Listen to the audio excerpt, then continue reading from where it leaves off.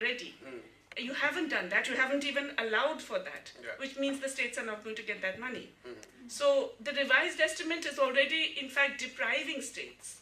So, Mike, I'll come back to that point. I just want to bring in Yogendraji here.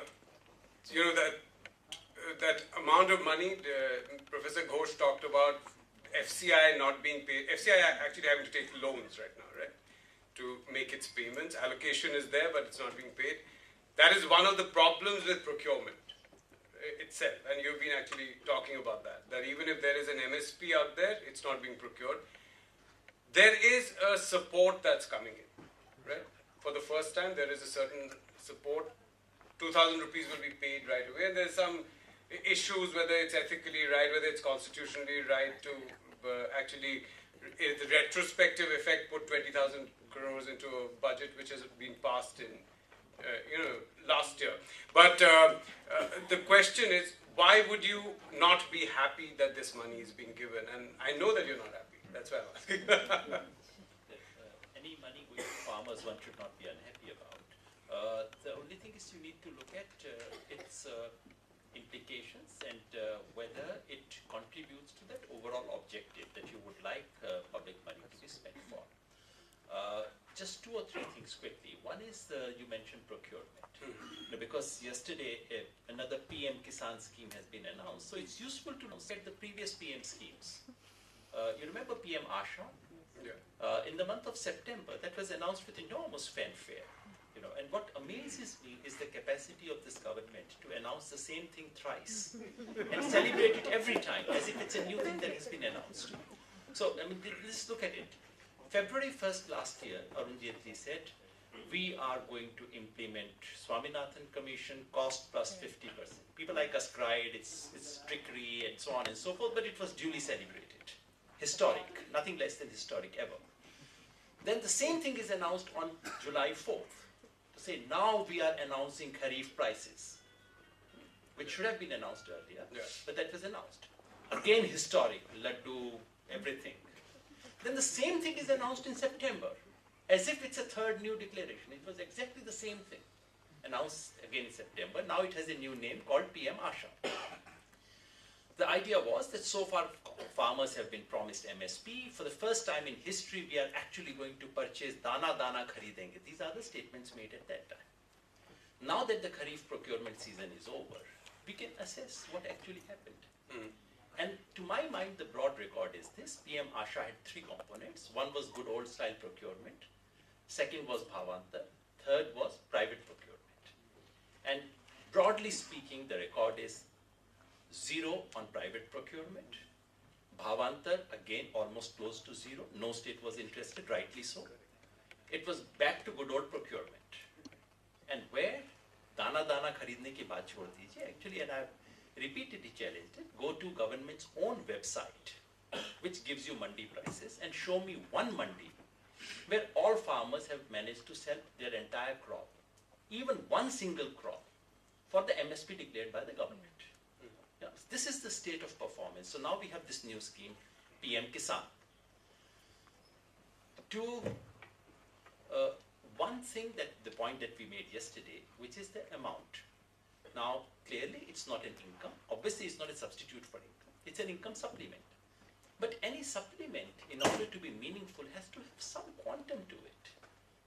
So, when we look at Telangana and Odisha scheme, Telangana scheme was initially 8,000 rupees per year per acre. So, if you were a 5-acre farmers, you got 40,000. The current level now. I think they've increased it to 10,000 now. Now they've increased to 10, so it will be 50,000. I'll have to stop you and let Tuhin respond to this, because unfortunately he's kind of. I'm not in, he's a Kisan leader, so I can't right away verify if the schemes are the same in the three schemes which you mentioned. But we believe in celebrating life, because we're not professional naysayers. We believe in celebrating life. And the other thing is, the 6,000 amount. Why do we, more than the amount, I think it's the philosophy of the BJP and the opposition which comes into play over here. We've never been big fans of farm loan waivers, because capital investments in irrigation, in storage facilities is what we have focused on. But yes, today there is a situation where it was needed. But that is merely to supplement it. If the same amount were 15,000 or 20,000, that would make the farmers be at the mercy of the government, which is not what we want the farmers to be. But if I add that to what the Jharkhand government is going to give, which is about 5,000 rupees per acre to about 23 lakh farmers, right? That is going to be 5 into 5 is 25 plus the 6. So that's about 31,000. That is a lot of money if you have. I mean, are you saying that... Sorry, this is per hectare, that was per acre. Slight difference, huh? In Jharkhand it's per hectare, is it? And the government scheme is per hectare. This is, I union think, government is per hectare. Per household. Per household.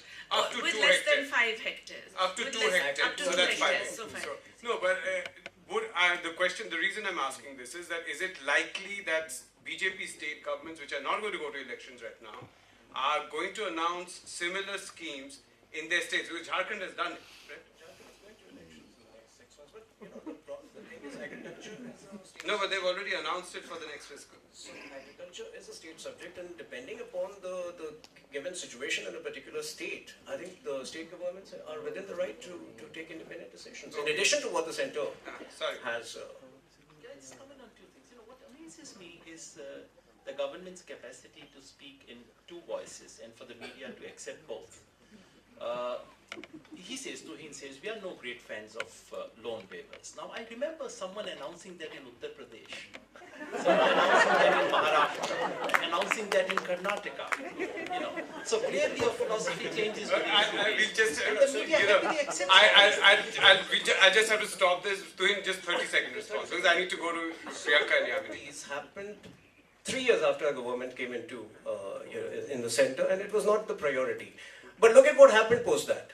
We gave in because that was the need of the hour, but immediately there was a certain amount allocated for Maharashtra, and that amount eventually came down by around 20% because we discovered some 15 lakhs of farmers who were fake farmers. Who created them?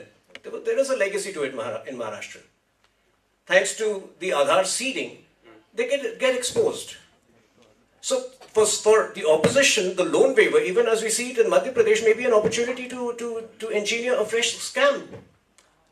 Okay, I'll come to you, Priyanka. I'm just trying to keep it non-television. So that was television. I know that. That's right. I just have to. And we all love television. So I just want to go to Yamini. Yamini, Tuhin just said that this government has focused on infrastructure building, right, and people-centric. I mean, he brought in an entire lot. He started with that. The election slogan, at least in SRCC, was minimum government, maximum governance. I don't know what that means, to be honest, but nevertheless, one would assume that means that spending on things which support private enterprise, I suspect, that therefore infrastructure and things like that. If I look at this budget, there seems to be virtually an admission that spending on infrastructure can't win you votes. Because if you look at the the housing yojana, the allocation has gone down. Gram Sadak Yojana, allocation has gone down. A lot of these infrastructure projects, allocation is below what the government assumes inflation will be, which is 4.5%. So, do you think that the BJP government has actually has made a complete U-turn? So, without passing judgment, by its own yardstick, it's worth looking at where we have come over the last 5 years, from where the government began and where the government is about to end. In July 2014, when Finance Minister Arun Jaitley gave his first budget, so this government's first full budget, in an interview, he very clearly stated, everything that's happened in the past has been mindless populism. And this government is not going to give up fiscal prudence for mindless populism, because the Indian voter doesn't vote for mindless populism. That's where we began. Where we ended up yesterday, regardless of what the overarching fiscal health is, if you just look at the messaging, interim finance minister or current finance, Mr. Piyush Goyal made the marginal slippage in order to make space for the income support for farmers. So by its own yardstick, if fiscal prudence was going to be the measure, 5 years later, it isn't. Now you could argue in a democracy, if you get a sense from the ground that things need to be done, it is critical to be responsive. But if you look at every step of the way over these last 4 years, the nature of this response seems to be quite confused. So we started off saying NREGA is a monumental disaster. We've ended up not quite fixing any of the problems with NREGA, but keeping it hanging somewhere mid-air, and therefore undermining its potential without in fact replacing it with anything that was needed. At no point have we ever considered why are we in this current crisis as of today when we've had 4 years to achieve this. And that's exactly where this maximum governance, minimum government issue comes in. If the assumption was that there would be minimum government, which would mean that you'd get the government out of the way of doing sets of things that it shouldn't be doing, and in fact govern better, well, everything we know from headlines, the government is coming into our lives every day, even telling us what we should eat and how we should eat. But it's not clear that we've done anything for governance. In fact, the Prime Minister himself has very often said things like India is a 19th century administration being run by dealing with 21st century problems. Yesterday, Mr. Piyush Goyal in the vision of 2030 talked about a responsive administration. Well, I haven't seen anything on the agenda in terms of serious administrative reforms, except for the assumption that technology will fix all our problems. And that the best way to do so is getting the state out of the way. Now, one of the problems with that, which goes back to why budgets for a lot of these rural infrastructure programs have also seen cuts, because spending gets difficult. Because the assumption was you can move money by clicking on the button and suddenly lots of things happen. But in fact, to spend money, you have to have a strong administration on the ground.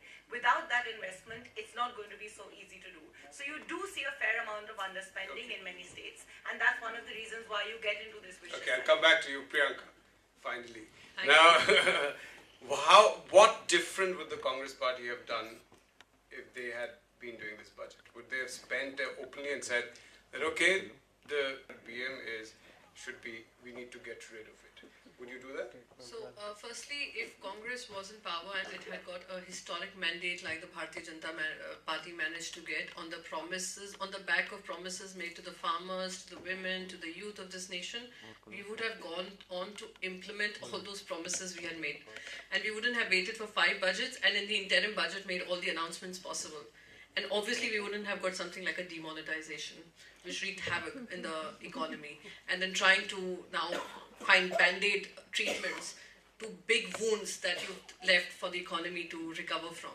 So having said that, with regards to various issues, various parameters, Congress's priority would have definitely been farmers, and you have seen that not just in what we have been doing, we have been implementing it in the states that we have gone into an election for, and we have won the mandate of the people, and we have gone about implementing it, taking it seriously. So would you have given 75,000 crore as income support? In terms of income support, we have spoken about the minimum income guarantee that we have, that Shri Rahul Gandhi ji has envisaged. It is. What is that? Because I'm sure lots of people actually want to know yes, about it. Yes, definitely. I'll talk about it. But just firstly, I need to please allow me to do the Television Act here and rebut that Madhya Pradesh barb that came my way about a scam in the making. Unfortunately, they've left a 2,000 crore scam our way, where they have passed off loans to so-called farmers who are not farmers. They happen to be people who are part of the Bharatiya Janata Party, and they have taken huge amounts of loans which were earmarked for farmers, and now seeking benefit from the farm loan waivers scheme. So we are trying to weed those people out and expose the kind of corruption that was rampant in Madhya Pradesh for past 15 years. And that is why the people of Madhya Pradesh have voted for the Congress. With regards to the minimum income guarantee, it is a very targeted spending that we are looking at. It is not similar to the universal basic income. Universal basic income talks about providing a certain amount of money to every single Indian citizen, even if he's making a wealth of that 1% bracket of 2,200 crores a day, versus those who are living in the marginalized economic space.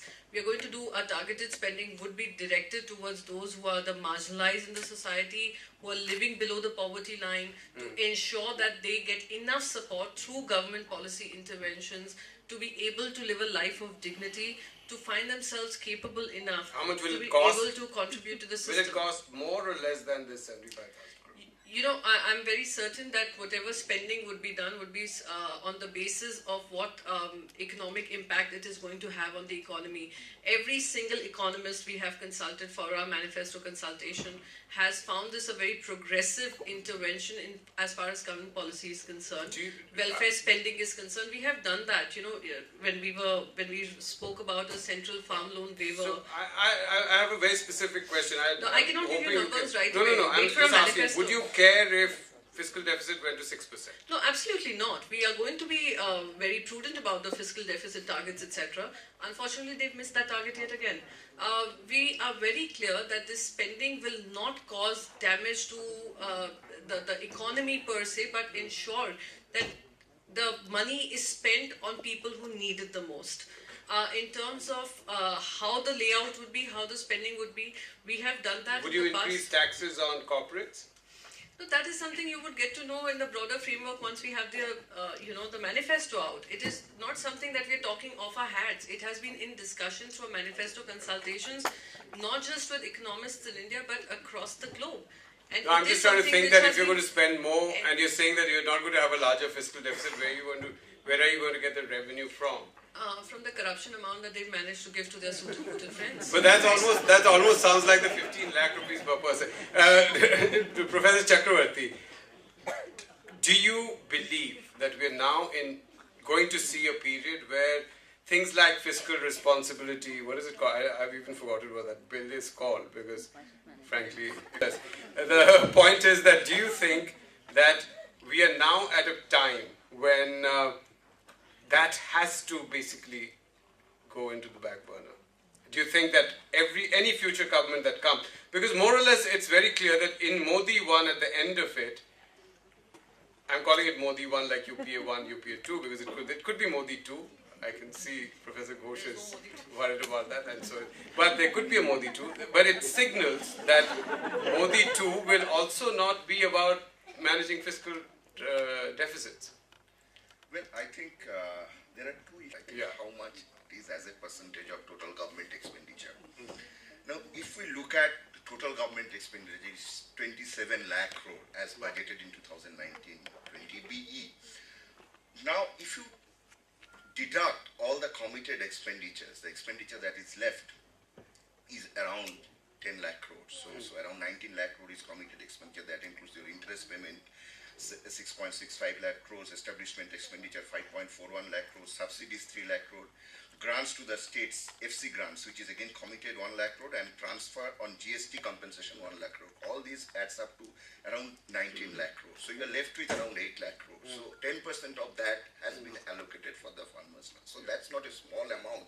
If we look at the discretionary fiscal space that is available with the government, whether it will be effective or not, that's a different question, and it's matters of detail. How do you design that 75,000 crore that it effectively reaches to the people who need it most? So that's the first point. The second important point that I wanted to actually towards answering your question, I think there is no option for the government but to remain fiscally prudent, because one strength of India's fiscal discipline, I would say, is that we are borrowing domestically. Now our savings rate is coming down. Our financial saving is now 7% of GDP, which once upon a time used to be around 10, 11, 12%. So if we have a large fiscal deficit, I'm not talking about today or tomorrow or 5 years down the line, and we start borrowing externally, I think that would be even more problematic. So we need to be fiscal prudent because our debt is domestically owned. So that is the first point that has to be ensured. So fiscal prudence is required, and at the state level, that it will be ensured through some carrot and stick approach as it has happened in the last 10-15 years post FRBM Act. But center has to be fiscally prudent. Now, how do you make a central government fiscally prudent? That's a big question all over the world, not in India. So one way that you can do is... You can always tell the RBI to transfer some non-existent. Well, that and you can also go to the market and borrow more. So there is no way that you can make. I just want to take that point to Professor Ghosh. It's a generic question. Where does that number 3% come from? Does anyone know what that 3% is? But on a more serious note, what's the problem with printing money? And I'm asking this as a serious question. Okay, I'm going to answer, but can we stop talking about fiscal deficit and get on to the actual budget after this? Okay, all right. Okay, but I will answer that question. Where did the 3% come from? Rumor has it was in a restaurant in Brussels, where the EU was trying to figure out before the Growth and Stability Pact what would be the right number. Okay, so that's where the number comes from. A fairly well-established rumor by people who were in the EU at the time. The reason, just one second. The reason I'm focusing on fiscal deficit is I think it kind of commits governments to a certain kind of policy making. When you're saying that you have to achieve 3%, no, they have to kind of do certain things which they wouldn't otherwise have to. Okay, but there are two aspects to fiscal space. There is the aspect of how much deficit you can have, and there is the aspect of taxation and resource raising. Yes. And both have to be looked at. So fiscal space is a combination of both. But in terms of printing money, why can't you just print money? Look, taking reserves from the central bank is exactly the same thing. It is liquidity in the system, which is monetary liquidity. There is no economic difference at all between the two. But of course, printing money is now a no-no, simply because you've decided that it's inflationary. We have had the largest expansion of liquidity of printing money historically in the advanced countries, where you have generated trillions and trillions and trillions of dollars and euros and got falling inflation to the point where you're getting deflation. So obviously that is no longer an issue. In countries like India, definitely there's a link with the external deficit. We have to bear that in mind. But this 3% as a 3.1, 3.4, 2.74 points, this is ridiculous. Okay? But having said that, can we please stop talking about No, but the reason I'm asking you again is that if the government had that space, right, where it would say that actually don't